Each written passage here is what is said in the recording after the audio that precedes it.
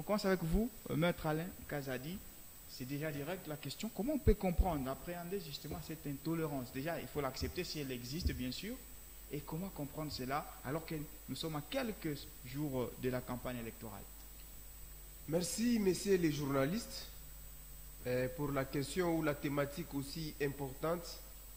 Nous avons suivi, vous et moi, sur les médias que notre compatriote Martin Fayoulou était dans son safari dans la partie centre de la République démocratique du Congo et qui subitement a fait quand même objet d'un comportement barbare de certains compatriotes du coin.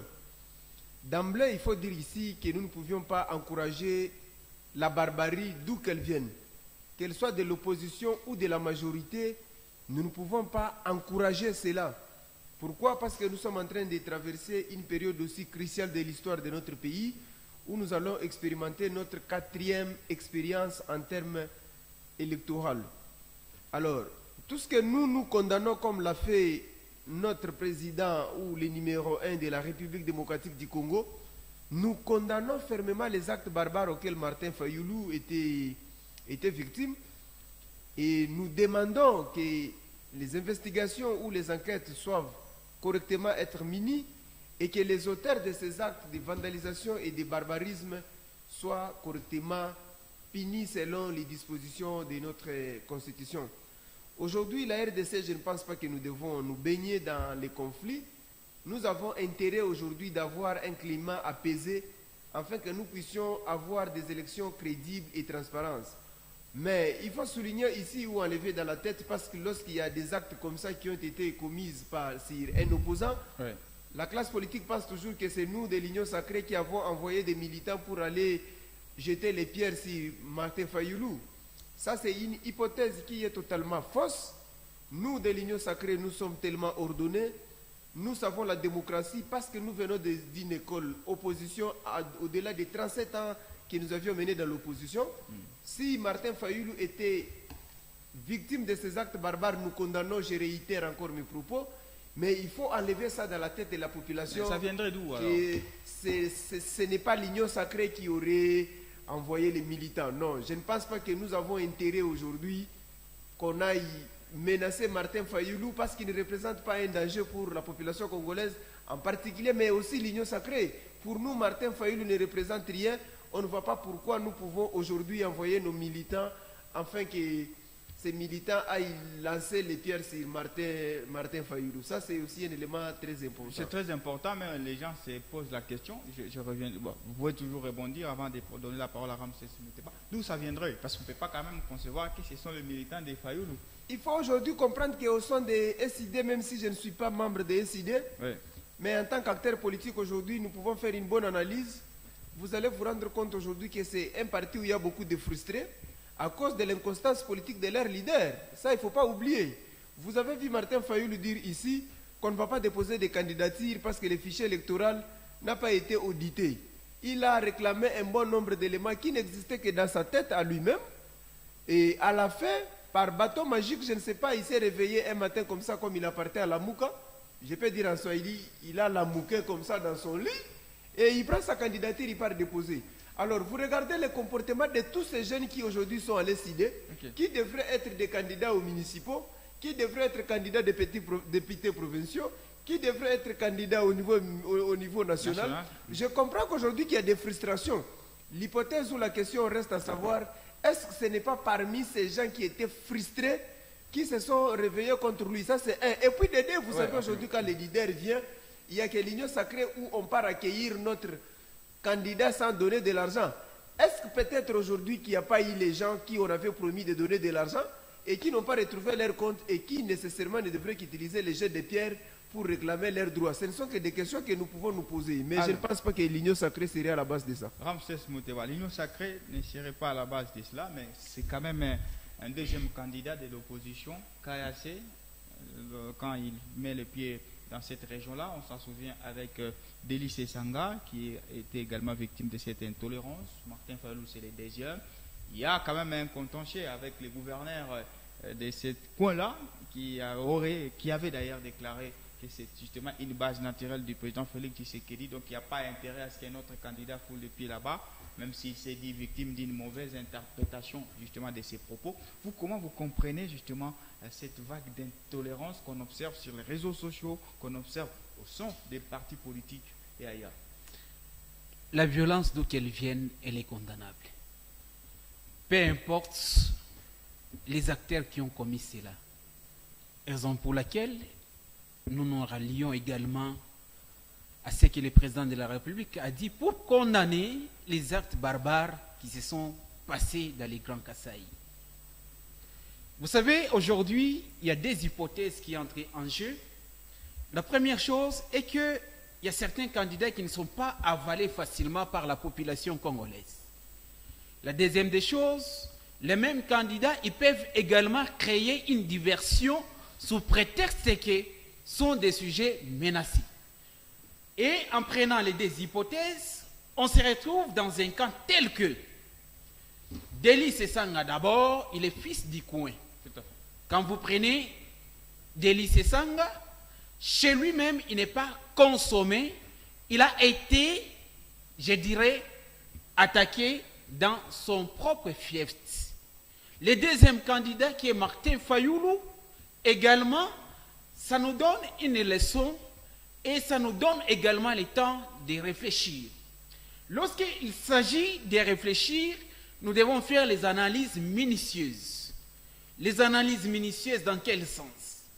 En 2018, Martin Fayoulou, il a battu la campagne dans ce coin-là, il n'y avait pas de problème. Deli Sesanga, il a battu la campagne au nom du chef de l'État. Je rappelle très bien que c'est grâce à l'effigie du chef de l'État qu'il avait permis de gagner même ces coins. Et on comprend que d'abord, il est député national. Pour qu'il soit voté, il était allé avec l'effigie de Félix Antoine Tshisekedi Tshilombo. Les images sont là. Il était de la Mouka. Okay. À un certain moment, pour gagner également la confiance de la population de ces coins-là, il a changé de coin. C'est pour cela, vous comprendrez avec nous, qu'à un certain moment, la population congolaise comprend qu'il y a certains leaders politiques qui sont des prostituées. Quand on parle de la prostitution politique, on se retrouve dans cette circonstance où vous passez aujourd'hui avec les noms de tels, demain quand vous revenez avec un autre nom, la population ne va pas vous consommer. Vous les hébergez, il y a beaucoup au sein de l'Union sacrée. Non. Ceux qui sont passés grâce au sénateur Avi Joseph Kabila, aujourd'hui ils sont dans l'Union sacrée. Il faut faire part ils seront victimes de ça. Il faut faire la part des choses. Ah, rapide, ça va. Quand on parle de la prostitution politique, c'est tout à fait différent de la transhumance politique. La transhumance politique, c'est tout à fait normal. Chaque personne est libre de traverser. Mais le mode de vie aujourd'hui de la transhumance politique, ça devient une maladie au sein des acteurs politiques. Pourquoi? Je vous donne un exemple simple. Lorsque vous allez aux États-Unis d'Amérique, il y a deux tendances. Il y a les républicains, il y a les démocrates. Même quand vous prenez leur chambre des représentants aujourd'hui, vous comprendrez qu'il n'y a que 3 indépendants. Et lorsque vous prenez le Sénat, c'est les représentants des États fédéraux ou des États fédérés. Des représentants par fédération. Et lorsque nous rentrons ici, par rapport au comportement de la prostitution politique, on comprend que certains candidats ne sont pas consommés. Mais les actes barbares, nous les condamnons. Les attaques personnelles, nous les condamnons. Lorsque vous allez sur les réseaux sociaux, vous allez comprendre que c'est là qui ont lancé la brèche. C'était les gens de l'opposition. Ils ont utilisé la politique des médias en ligne sous prétexte qu'ils peuvent gagner les gains de cause. Ils ont très bien. Rapidement. Quand je parle de l'opposition, ils ont lancé la brèche sur les réseaux sociaux.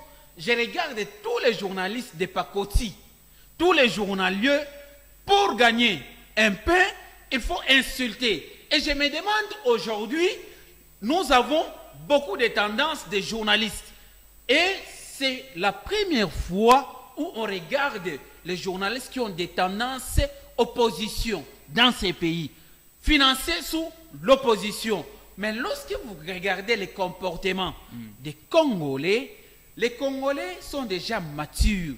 Ils ne peuvent plus encore consommer l'inconsommable. C'est pour cela, la leçon est simple à tirer. Dans leur périple, dans leur descente, ils trouvent déjà que dans ces coins-là, ils ne sont pas les bienvenus. Nous allons aux élections d'ici peu. C'est une leçon. Et d'ailleurs, le cri d'alarme que nous lançons au peuple congolais, laissez ces gens-là venir auprès de vous. Mais ils auront leurs résultats dans les urnes parce qu'ils seront battus à couteau pointu. Merci. Ce qui est important, et ce que nous condamnons, que les actes barbares, aujourd'hui nous sommes à la 4e expérience, nous n'allons pas nous lancer dans la barbarie. Vous avez épinglé un élément très capital. Rapidement. L'histoire qui s'est passée dans les stades. Écoutez, les stades, c'est un bien privé. Dans ces stades-là, la majorité ont une tendance des candidats X ou Y. Et ils refusent que les autres tendances chantent. Au moment où l'ambiance des matchs, c'est lorsque les sportifs se chantent. Mais quand il y a des cris allant dans le sens où les gens commencent à confondre le football et la politique, ça pose un problème très sérieux. Raison pour laquelle tous les présidents aujourd'hui qui sont sous prétexte candidats président de la République, candidats députés, candidats ceci, cela, et qu'ils ont des acquaintances du côté football, ils doivent faire trop attention avec la politique. L'histoire retiendra que dans l'histoire politique, aucun président d'une équipe de football n'a gagné les élections dans le monde. Voilà, c'est pas quand même ça le sujet. Alors, maître Alain Kazadi, vous observez avec un œil plus politique, parce qu'au-delà d'être politique, vous êtes aussi scientifique. Quand vous regardez les tumultes qu'il y a dans le chef de la population, surtout la population qui devient ultra politisée, est-ce que vous ne craignez pas pour cette campagne qui arrive? Je pense que la campagne qu'on va expérimenter cette fois-ci, ça sera chaude sur les marchés. Je regarde aujourd'hui, nous en tant que classe politique, à la place d'éduquer la masse, nous vendons de l'air à la population en fait. Et surtout ça vient de l'opposition. À la place de vendre les programmes, à la place de vendre la vision, à la place de donner les idées, nous communiquons les tribalismes, nous communiquons la ségrégation, nous communiquons les mépris, nous communiquons la haine. Ça revient de nous, politiciens. Et c'est là que j'avais dit dans une autre émission sur votre plateau ici, que la classe politique congolaise a besoin d'être renouvelée. Nous avons ces politiciens aujourd'hui, de part et d'autre bien sûr, là je parle en tant que scientifique, qui a la place de communiquer la vision, qui a la place de communiquer les idées, qui a la place d'amener, de se vendre pour savoir aujourd'hui qu'on peut faire ça. Nous avons déjà des politiciens qui communiquent aujourd'hui la haine. Mais j'espère qu'aujourd'hui que l'état de droit est en train de prendre ses jalons. Je suis confiant, je ne peux pas être prophète des malheurs pour mon pays. J'espère que la campagne pourra se dérouler logiquement et normalement. Il est vrai qu'on ne va pas se faire des cadeaux sur ce terrain. On peut être amis, mais lorsque nous descendons, on devient des adversaires politiques. Mais ce qu'il faut ramener aujourd'hui, les hommes politiques à comprendre aujourd'hui, c'est que nous ne sommes pas des ennemis politiques. Nous ne sommes que des adversaires politiques. Et lorsque nous nous battons pour un seul objectif, nous devons mettre des principes aujourd'hui qui nous permettent aujourd'hui que le développement soit un tout commun où tous les Congolais vont bénéficier. Je suis certain, je reste encore confiant aujourd'hui que la campagne va se passer dans de très bonnes conditions. Les éléments de la police, je salue l'inspection générale de la police qui est sur terrain.